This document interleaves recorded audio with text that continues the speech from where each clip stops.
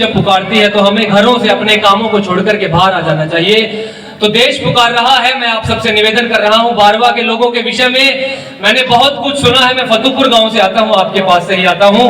मैंने इस गांव के मेहनीय लोगों के विषय में बहुत कुछ सुना है, लेकिन मैं आज पहली बार आप सबके बीच में आया हूं, तो कहीं भी इस प्रकार की कमी ना लगे कि मंच से मां पुकार रही थी, देश पुकार रहा था और लोग कम आए। तो मैं चाहता हूं कि जितने भी लोग इस वक्त मुझे घरों में सुन रहे हैं, क्योंकि मैंने 4 पंक्तियां लिखी थी।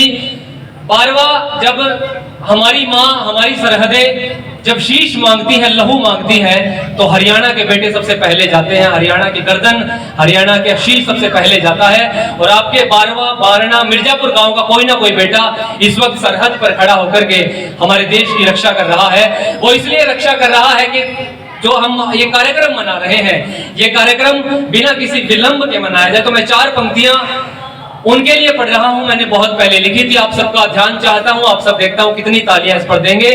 मेरी इन पंक्तियों के माध्यम से जो घर में लोग बैठे हैं वो शायद बाहर आए, और फिर सूर्य प्रताप राठौर हमारे बीच में आने वाले सुनेगा कि अजब है लोग दुनिया में जो जीते हैं शरीरों से। आजकल के युवा जिम में पसीना बहा रहे हैं, लेकिन शरीरों से देश नहीं चलता, देश चलता है जमीरों से। जब हमारे देश पर या किसी भी देश पर विपरीत परिस्थितियों के बादल छा जाए, वहां पर आप फैसला किस प्रकार का लेते हैं, इस बात से देश चलता है। मैं पंक्तियां पढ़ रहा हूं, सुनेगा कि अजब है लोग दुनिया में जो जीते हैं शरीरों से, बहुत कम है वो फौलादी जो जीते हैं जमीरों से।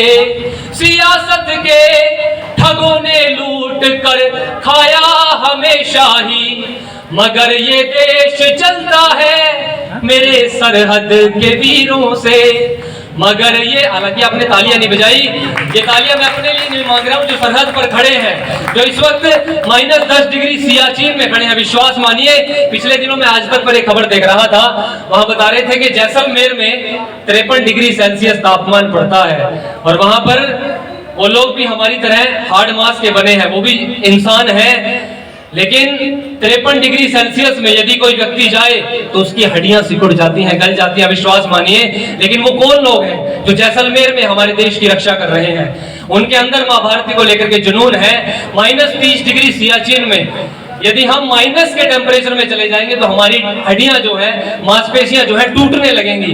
लेकिन वो कौन लोग हैं जो इस वक्त -30 डिग्री सियाचिन में खड़े हैं? तो विश्वास मानिए वो हमारे बीच में से निकले हैं और हमारे बेटे हैं। तो मैं उनके लिए 4 पंक्तियां पढ़ रहा हूं, सुनेगा कि आसानी से नहीं मिलता, बड़ी मुश्किल से पाया है। युवा बैठे हैं मेरे सामने।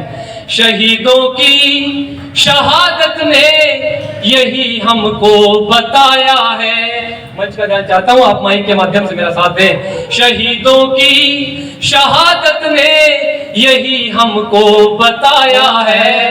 गनीमत है जो हम सब ले रहे हैं सांस खुल करके, ये सब मां भारती के वीर बेटों का ही साया है। ये सब मां भारती के वीर बेटों का ही साया है।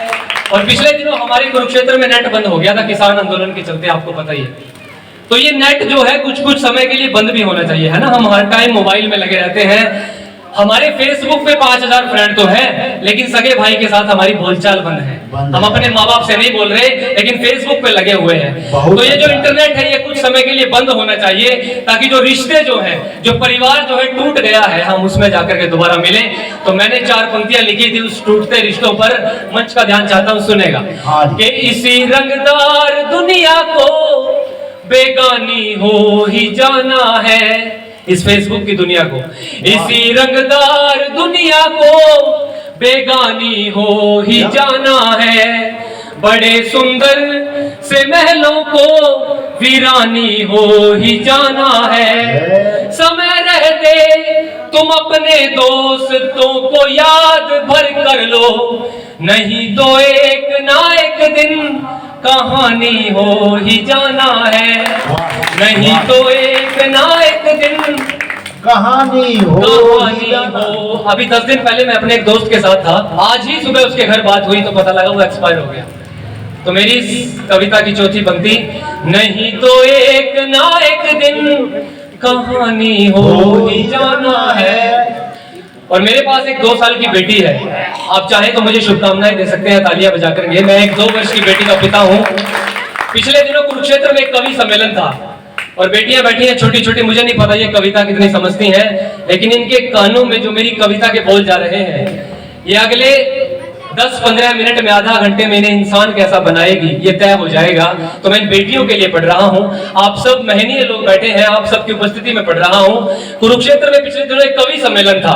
मैं जब वो 250 लोगों के बीच में से कवि सम्मेलन पढ़ करके अपने घर गया, अपनी पत्नी को, अपनी माँ को, अपने बाबूजी को उस कवि सम्मेलन के विषय में बता रहा था कि मैंने अपनी कविता के माध्यम से कवि सम्मेलन को लूट लिया, हम इतने पैसे लेकर के आए। तो मेरी 2 वर्ष की बेटी ने मुझसे कहा कि पापा अच्छी बात है आप कवि सम्मेलन से इतने पैसे ले आए, लेकिन मेरे लिए आप क्या लाए? यहाँ जितने भी पिता बैठे हैं जिनके आंगन में छोटी बेटी है, मैंने अपनी बेटी की आंखों में से जो 4 पंक्तियां निकाली, जो मैंने कविता बनाई, यदि मैंने ठीक दर्द पढ़ दिया हो, और कोलकाता में जो हुआ, आप टीवी देखते हैं, अखबार पढ़ते हैं, फेसबुक चलाते हैं, कुछ दिनों पहले डॉक्टर के साथ कोलकाता में जो हुआ, हमारा देश मीरा का देश है, कृष्ण का देश है। हमारे देश की परिभाषा ऐसी नहीं थी, लेकिन हम ही में से कुछ ऐसे लोग हैं जो कहीं ना कहीं इस बात को भूल रहे हैं। मैं वहां से 4 पंक्तियां पढ़ रहा हूं जो मेरी बेटी ने मुझसे कहा कि पापा मेरे लिए क्या लाए, सुनेगा। कि गगन को छू सकूं मैं भी, क्या ये अधिकार लाए हो? पापा मेरे लिए क्या लाए?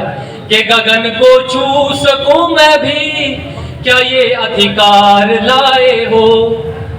मिलेगा मान मुझको भी, क्या ये स्वीकार लाए हो?